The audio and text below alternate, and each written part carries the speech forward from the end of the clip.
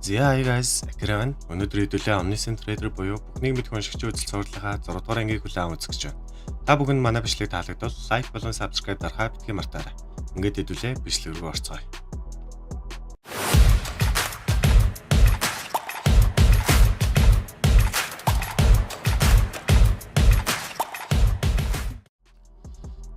Манай 6 дугаар ангийн үйл явдал хориг тохиолдонд байсан хүмүүс манай догжоор дайрч байгаагаар үйл явдал эхэлнэ. Нөгөө нэг зөвүүн царайтч энэ хүмүүст би амархан нөлөөлнө. Энд амьд үлдэхийн тулд миний хэлснээр байх ёстойг одоо ойлгосноо гэж яштай инэ. Бүгдээрээ тайвшир. Үл ойлголцол гарсан бол тэр бидэнтэй хүнсээ хоолно гэсэн гэл бүлбүл төсөрч байхад манай догжооч би хүнсээ хоолгүй яах вэ? Гэтэ үнгүй өгөхгүй. Та нар энэ хүнсийг зоосоор хөдөлж авч болно. Хүнс болгонд 50 зоос. Харин та хэдэд 10 гэхэд манай үнэ аварсан эмэгтэй. Тийм ээ, тэр нь зөв. Би шууд төлье. Надад үнгүй хүнс хэрэггүйгээд хүн судалдаж аван өөрийгөө танилцуулав. Түүнийг Чон Хивон гэдэг ба манай зохиолын бас нэг туслах дүр юм.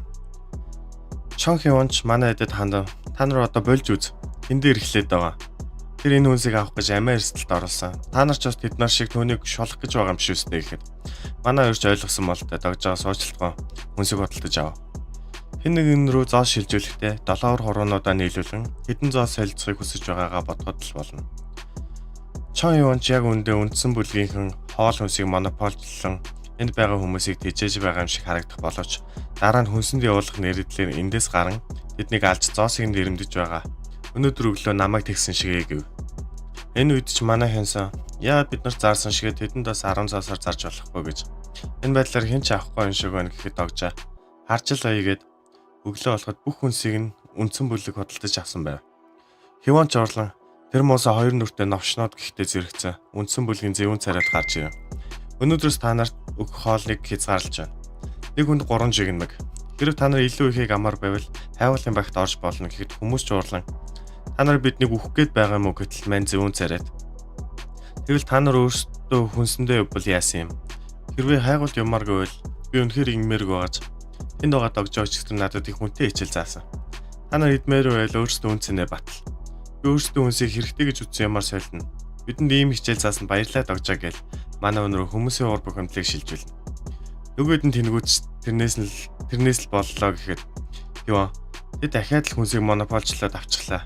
Чи үндсэн бүлэгт хүнс зарах ёсгүй байсан юм. Юу ч өөрчлөгсөнгүй гэхэд догжаа. Мэдээж өөрчлөгдсөн. Би баян болсон гэж. Хивонч чи ядахтаа өөртөө хүнс авч үлдсэн биз дээ гэхэд догжаа. Үгүй би бүгдийг нь зарчихсан гэд тэнэг царай гаргахад бид нар яг түүнд итгэж болох юм уу гэж. Догжооч тун хөдөлгөө та хэдүүд өчигдөр худалдаж авсан хүнснээс ч үлдсэн бол бүгдийг нь өнөөдрийн дотор идэж дуусгаарай гэд метроны зам харан зогсож байтал. Хивон хоёрын тийш ясан хүмүүс бүгд үхсэн. Чи арай тийш явна гэж бодоогүй үстэй. Өчигдөр нэрээ намайг аварсан талхарлаа илэрхийллөө. Юуны магад баярлаа гэснэ. Тэнд байгаа доглон залуу намайг хүчнэх гэж оролцсон. Түүнд битгий гар хүрээрээ. Тэр минийх гэж хэлэн ширүүн царай гаргав. Манай хүн ч одоо л дүрийн мэдээллийг харъя гэхэд нэр Чон Хивон, нас 27. Хувийн тодтол. Бүхэж бидөр. Энэ тодтолтой хүмүүсийн ааш зан их хоримтгой байдаг. Чадвар, чөтгөр устгах level 1, кендо level 1 гээд дүрийн мэдээллийг харж байтал үндсэн бүлгийнхөө хөгшин эмэгтэй хайгуулын багт ааж байгааг Хивон хараа. Тэднийг зогсооё. Тэд хайгуулын багт орол буцаж ирэхгүй гэхдээ зэрэгсэн догжаач тэд энд үлдвэл өлсөж өгнө гэхэд манай Хивон би тэгээд тэднийг зүгээр хараа суух юм уу? Наадах чи юу гэсэн үг юм гэхэд догжаа. Энэ асуудлын гол шалтгаан хүнс тийм үстэй. Бид гол шалтгааныг шийдвэл ямар байна гэснэ. Тэр удахгүй ирэх ёстойтой хэмээн бодоод түкээ би гарч ирэн. За юу яцгаана? Та хэд нилээ үтсэн харагдаж байна. Энэ сувгийг хариуцсан түкээ би сахилгын шийдгэлтэй байгаа болохоор төр хугацаанд би хариуцна гэд өөр нэг түкээ би гарч ирнэ. Та нар яасан амар амгалан байх юм? Хараалаа. Бихүүн чи зохиолыг яатсан юм гэд нэмэлт шидэглийг зохиол дээр нэмэн бүх хүнсийг агаар төрөн устгаж орхисноо. За одоо үчлэгээ эхлэгээд дахин шийтгэл хоногдолов. Нэмэлт шийтгэл зохиол дээр нэмэгдлээ. Амьд үлдэх төлбөр нэмэгдлээ. Амьд үлдэх төлбөрийг шөнө дунд авна. Амьд үлдэх төлбөр байхгүй бол та өгнө. Хоёр дахь үндсэн зохиолыг давтал амьд үлдэх төлбөр аавна гэд алга болов. Хивонч миний жигнэмэг гэтэл би түрүүн чамд ид гэж хэлээ өстэй гэхэд чи энэ зүйл болно гэдгийг мэдэж байсан юм уу? Үгүй энэ зүйл болж магадгүй гэж таамагласан төдий. Гэтэ амьд үлдэх төлбөрийг нэмнэ гэж бодсонгүй.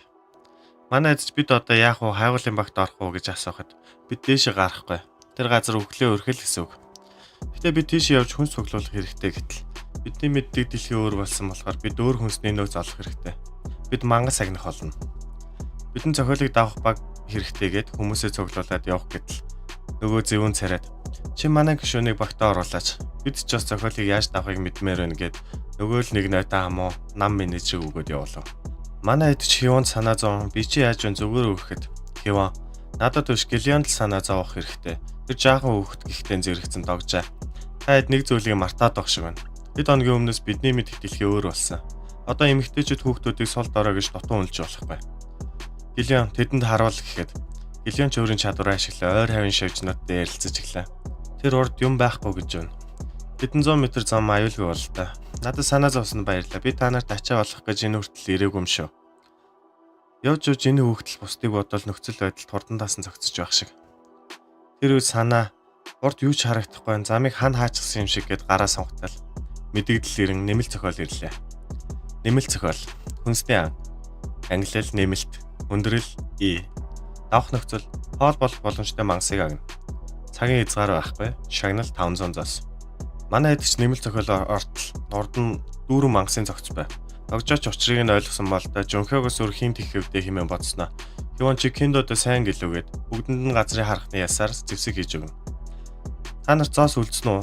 Амьд үлдэх төлбөрөө үлдээгээд бусад бүх зоосоод эсвэр хүч хорд руугаа хий. Энэ хэрцгийг сонсож болохч би та нарыг бүгдийг амьд үлдэнэ гэж бодохгүй байна. Тэгсэн ч гэсэн амьд үлдэх гэж хичээгээрээ гуйж байна гэж хэлэхдээ зэрэгцэн нэмэлт зохиол хүнсний ан их хэллээ.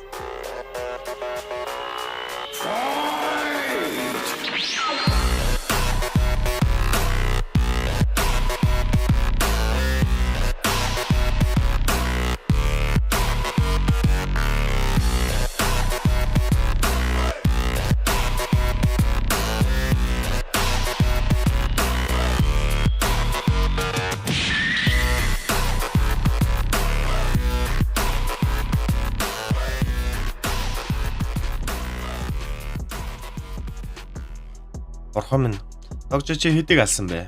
4 гэтэл. Хог гэж би ердөө 2-ыг л алсан. Харин би 3-ыг гээл алсан тоогоороо хоорондоо өрсөлдөж байхад санаа. Бид энийг яаж хоолоолох вүлээ? Дангаар нэгднэ гэж л бодохгүй байна. Гэхэд догжоо.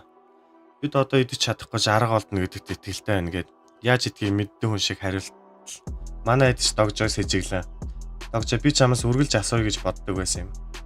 Бидний ямар нөхцөл байдалд орсон талаар ямар нэг юм мэдэхгүй згээд эвгүй байдалд орон зогсдол.